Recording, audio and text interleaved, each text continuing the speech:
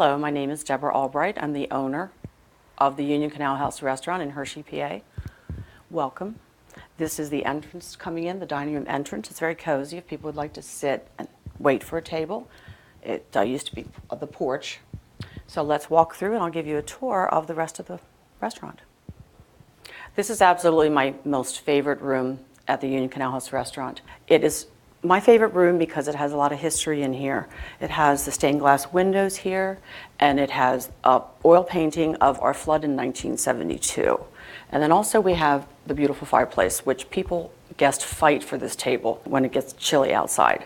They actually want to sit in front of the fireplace. And this is a room we mostly have our private parties in. We can put tables together. We actually have, they kind of look like barn doors. They close and it's private in here. We do a lot of functions in here, wedding receptions, business meetings, anything that you need a little privacy.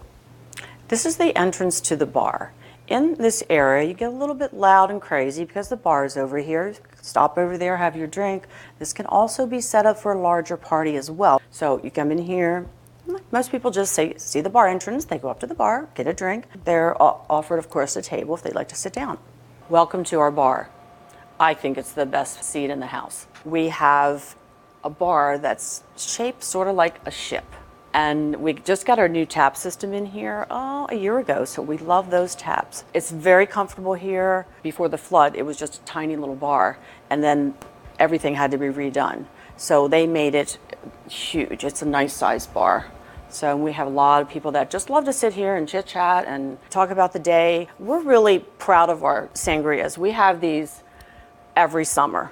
And this summer I have a Shiraz sangria. So garnish it with a few of the cherries and blueberries from the last batch. These have been marinating in the juices for a long time. I'm just gonna pour it for you here. I have a nice garnish on here. What's a summer without sangria? My name is William Albright, and I am part owner with my wife of the Union Canal House restaurant. When it was built in 1751, shortly thereafter, the French and Indian War started. The Indians in this part of Pennsylvania sided with the French, so the British built a series of outposts to protect the local colonists. One of the outposts was here, supposedly called Fort Swatara. They built the tunnel, which is located behind me, so they could go back and forth without going outside. And likewise, the tavern owner and his family, if the tavern came under attack from Indians, could go to the little British fort. This building is still held up by its original timber framing from 1751, even though it's been flooded multiple times from the Swatara Creek. The canal connection, the canal was put in the 1790s, and part of it ran behind the building until it became defunct in the 1850s when railroads came in. The only original document that we own is a license from 1820 to run a public house with 6 rooms, 12 beds, a tavern, and stabling for 20 horses. During the 1800s, prior to the Civil War, the tunnel behind me served as part of the Underground Railroad. The rest of its history is rather colored through the 1920s and Prohibition, and has served as a restaurant, a country inn, ever since then. This is the third dining room. This used to be a kitchen back before the flood. Now it is a beautiful dining room, and we have a beautiful state-of-the-art kitchen. This also is a place where people want a little more quiet. We can stick someone in the corner a little bit and have a romantic dinner. I think we are the most romantic restaurant in Hershey, PA. I'm guaranteed we are. This has some pictures on the wall of the way it looked in the 20s, the 30s, the 70s. So if you want all this great stuff, you want some privacy, you want a nice drink, sangria, you want a formal dining experience, you have a group party, it's the Union Canal House, 107 South Hanover Street in Hershey, PA. See you soon. I'm here with Deborah Albright, co-owner of the Union Canal House restaurant. How long have you owned the Union Canal House? Yesterday was exactly 4 years. And what inspired you to purchase the restaurant? Well, several things. I went to culinary school at Hack, close college, Hack University. And I actually started in marketing, and one day I just happened to be in a place, I saw a pamphlet for catering. I thought, you know, it's something I want to do. But that's what I was going to do, get the catering degree. And some of the classes that I was taking, Marcia Shore, I'll have to mention her name, she was my teacher. She said, you really have some talent, Deborah. Why don't you just get the degree while you're here? Sure.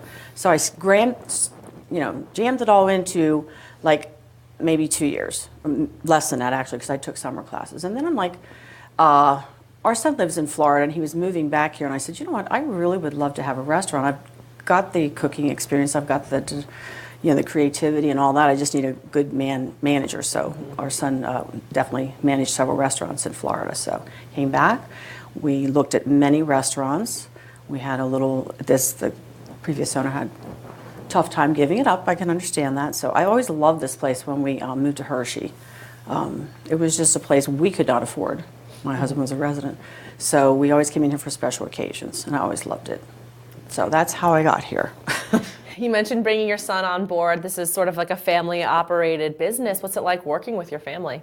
It's like any family. Honest, yeah. Like any other family. We have our ups and downs and things like that. But you would never know that we have anything going on in here when we go out, all of us together. It's like, what fight? We didn't have a fight, But yeah, there's a few things. No throwing pans or pots and pans or anything. But sometimes a little bit of like, why did you do that? What are you doing? And shouldn't you make that look better? So stuff like that. Critics, yeah, my husband and I bartend as well, so we're all like, and sometimes it's just the two of us here when we're low on staff, taking orders, taking it back, putting in the cash register, putting it in the computer and everything like that. So dealing with all that. But I love my family, so they can. But they're all good. They're all good. Other sons back then. Now our oldest son left, so we had a spare son. So he's back there, and he's sous chef right now. So we hired a new chef because he was getting a little like wanted to kind of get just to the management part of it. So he's easing out to the management side because he was doing it all. So yes, love my family. Are there any challenges that go along with operating in a building that has such a rich history? Oh, any challenges? Sure. We had some leaks in here. The roof was leaking, so we had pans sitting around and all kinds of stuff. So we had patched it here, patched it there, and then I said to my husband, just replace it with a metal roof, and that's what we did. So the roof outside is new. Other equipment failures, which is our fan blew out a couple weeks ago in the kitchen, and then our compressor on the bar fridge went down, and then a controller for temperature and where the kegs are, that broke. That's 3, right? But we actually got 4. The 4th one was our POS system went down. People had to bring cash in. We had to call all the guests and say, "We have to come in, bring some cash, please. We can't run credit cards." Other than that, just nothing really. Nothing real serious. It's just everything in here was underwater at one time. So I know this chairs and tables were taken out in due time, but some of the equipment was actually underwater. So, but yes, there are always challenges when you have an older building. But I love it. People walk in and they're like, "I love this place. It's so charming," and so wait till you taste the food. Have you experienced any paranormal activity? Anything like that? Ghosts or hauntings? Let's see. My first experience when I was giving a tour to the basement, my left earring would just fall out. There was supposed to be a female ghost in here after the ladies' jewelry, I believe, or something like that. But so that went away after a while. I guess he was testing me, Yeah. And then Christy, our server, came in, and I'm talking to someone. I said, "Why is she running that vacuum? What's going on? Why is she running a vacuum over there by that table?" And she said, "There are peanut shells there." I said, "We don't even have peanuts. We don't have any peanuts anywhere." And then a while back, before that, she saw Hershey Kiss wrappers on that same place. And then twice a year we have a psychic coming in. So her first year here, she comes in March and October. Her first year here, she was standing at the bar and she says, "This was an underground railroad, right?" I said, "Yes, why?" She said, "There is someone standing here watching over your restaurant." I said, "Is it a nice person or a mean person?" She said, "Very nice. He's very thankful that you saved his family." So there's a camera that I look at, and my son always says, "No, it's just dust on there." Yeah. It is. He stands at the bar and watches over the place. So, previous bartender who worked here 20 years, he's heard soldiers marching upstairs. Nothing like throwing pans or anything crazy. It's just they're here. Little They're happy with us, I think. I hope. Good. That's good. How would you describe the food here? Fresh and delicious. Fresh, we get a big hunk of steak and trim it and slice it. Our Delmonico is the #1 seller. We've had people come in and said, I had a guy sitting at this table back here. He actually got up from his table and came up through the dining room. That's the best steak I ever had. Wow, I've had steaks everywhere. This is the best steak I've ever had. So our steaks are popular. We do use local farms for our produce, fresh vegetables. I'm from Maryland originally, so I make the crab cakes. They're a big hit. Fresh fish we'll have in occasionally. Vegetables fresh, and we make our own. When we have our mashed potatoes, we make real mashed potatoes. Oh, yeah. And then, so we're in the summer area months now, so we're making baked potatoes.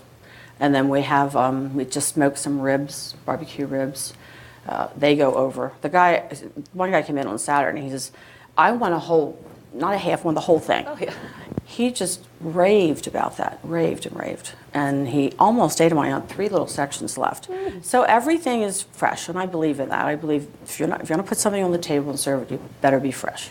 Do you use locally sourced ingredients? Local farmers for Yes, your farmers produce? markets. I go around to all the farmers markets. They know me. Make a deal. You want that corn?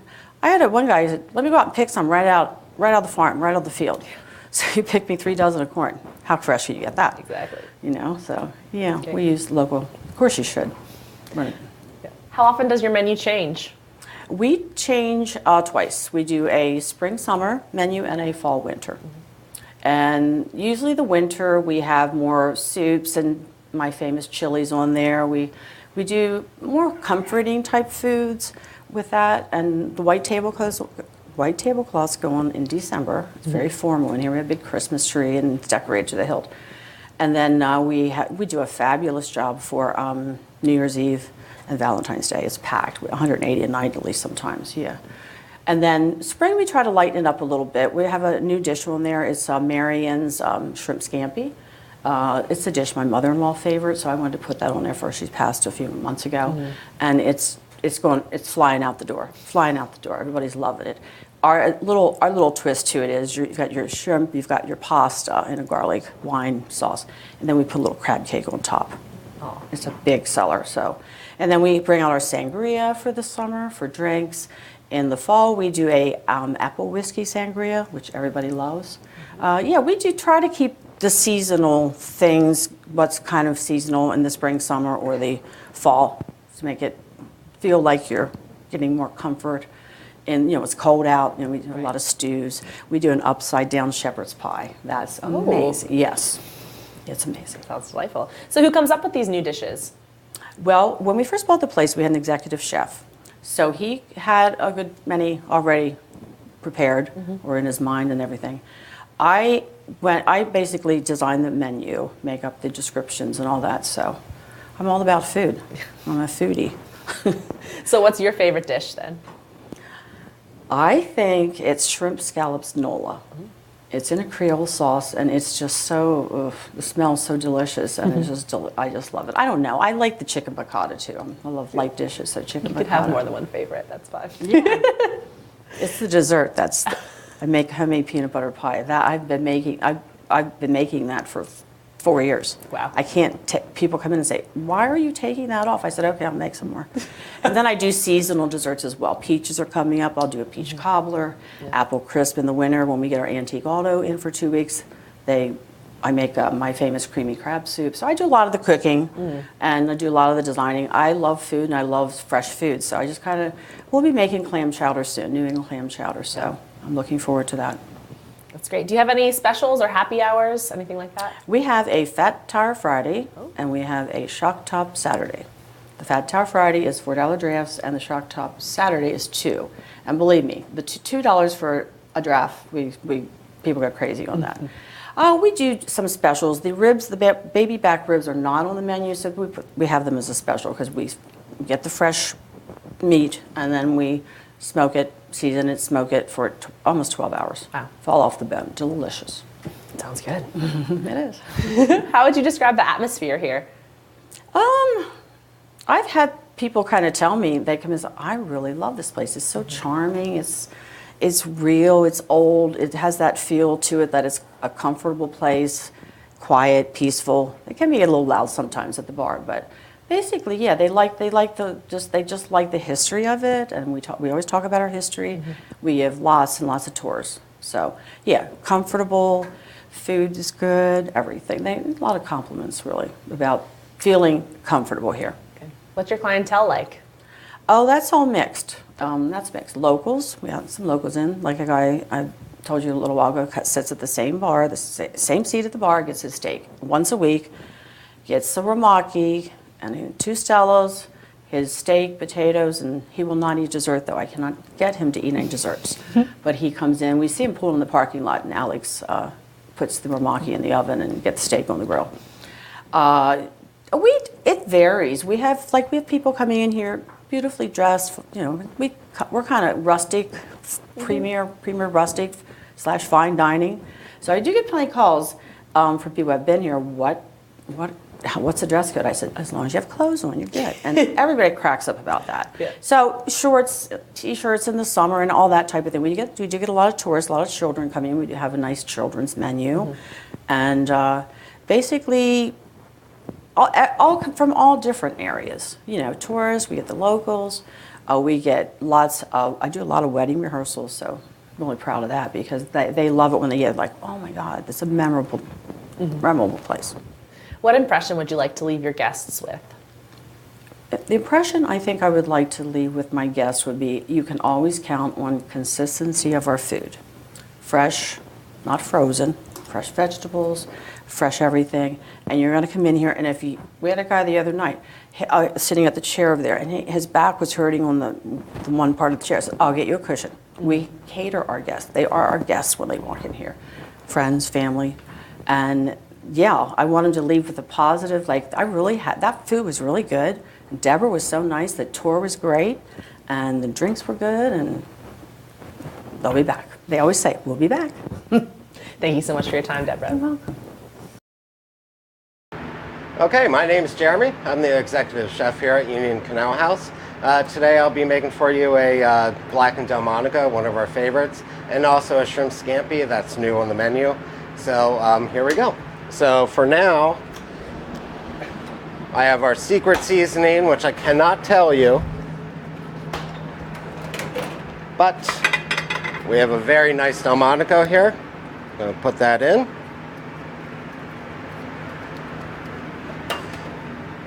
And we're going to put it right on the grill. So while that is cooking,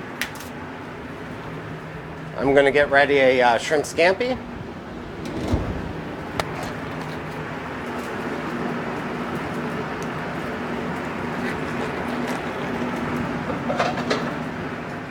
Okay, for the shrimp scampi, we'll make sure that pan's a little hot. Get some oil in there. And we'll have to heat up that oil a little bit.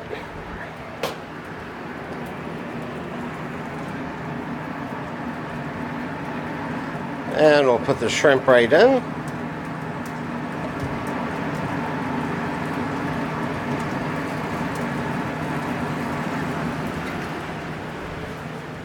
Meanwhile, we'll get some lemon zest.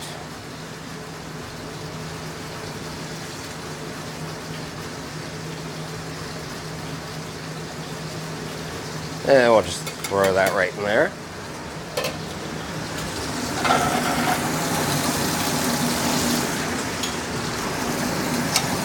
All right, flip these.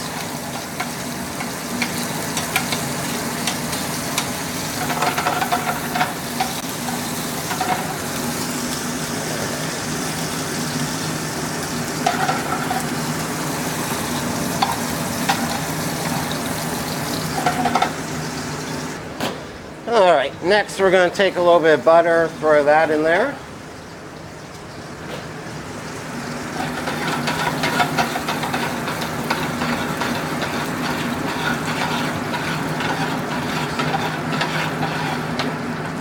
Let that melt down a little.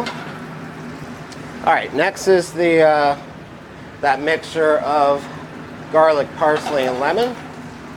We'll put that in there.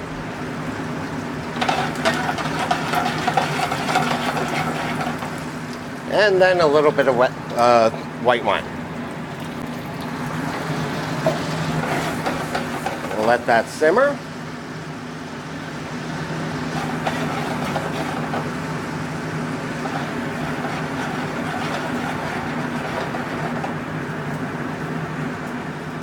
All right, so that's pretty much done.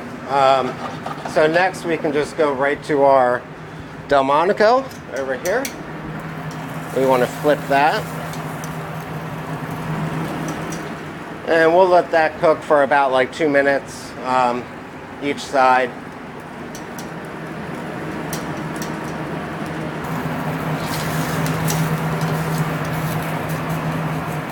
So now we got a nice little char on there, and we'll finish it off like that. I'm going to add some linguine to that. So I'll just go over here.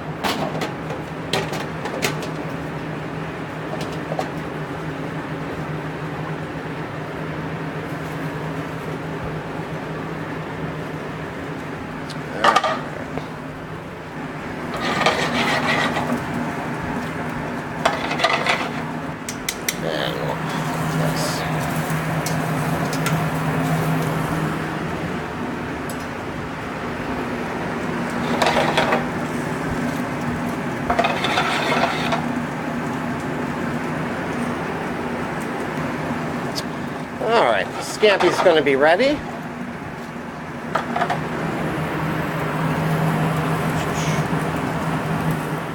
And we're at about like a rare right now for that, so I'm just going to leave it on there for a little bit more. Move it over to the colder side. And we'll get you a nice blackened steak. All right, I'm going to start the vegetables for the ribeye. All right, a little bit of butter and some asparagus and carrots. And a little bit of salt and pepper. All right, and we'll put a baked potato right on there.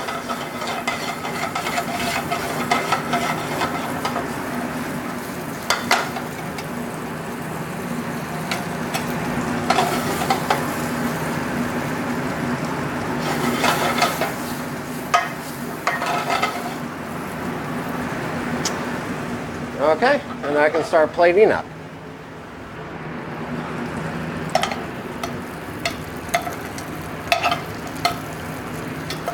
All right.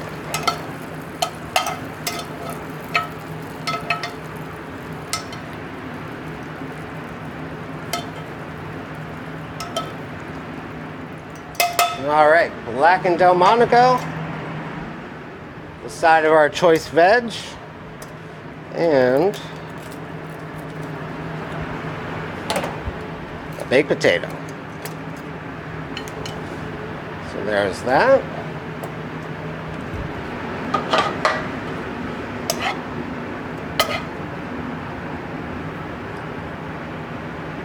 And shrimp scampi.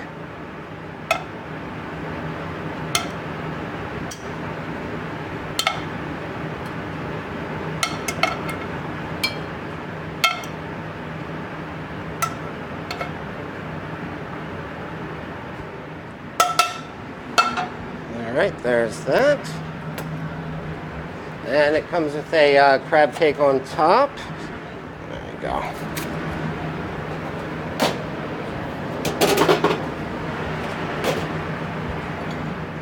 And just a little lemon zest on top.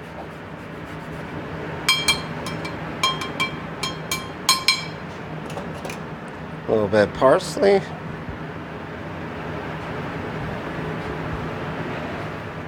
And there you have it.